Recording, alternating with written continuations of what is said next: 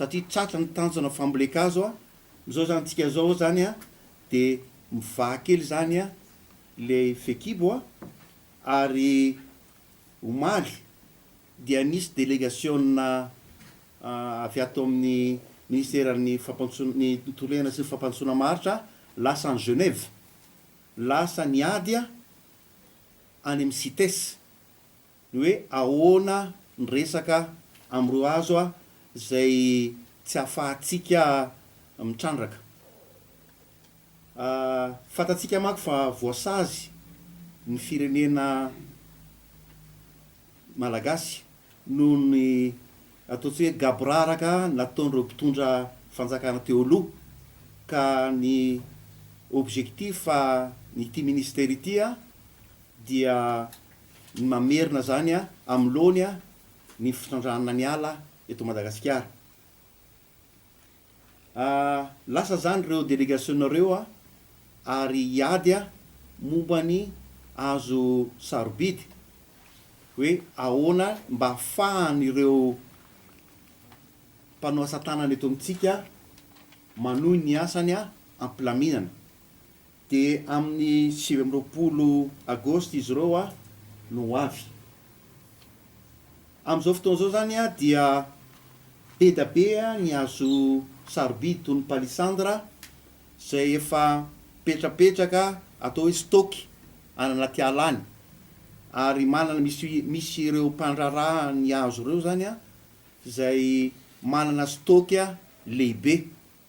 Amporosiana zany zareo am'izao fotoana zao a amoaka an'ireo stock ireo a mba ahafahantsika manao ny inventaire précis zany a, de efa avy eo zany a hijerevana am'izay zany a inona no anaovana azy ireo a ahafahana manodina ny ataontsika hoe ny mpandraraha eto Madagasikara zay misehatra am'izany. Raisina zany dia hoe ahoana no ahafahan'ireo mpanao asa tanana manao ny asany a ampilaminana. De mirona am'izany zany zao a ny ministèran'ny tontolo iainana sy ny fampandrosoana maharitra. Ny resaka charbon a dia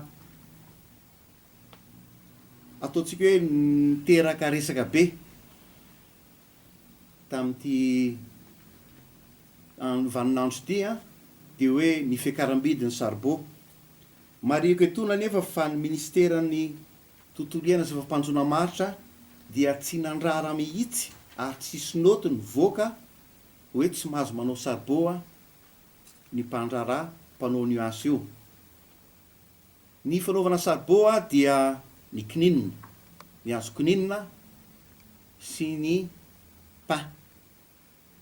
Afaka manao charbon a ireo zay te hanao charbon am'ireo ala privé, fa ny ala voajanahary, ala rovana de tsy azo anaovana an'izany.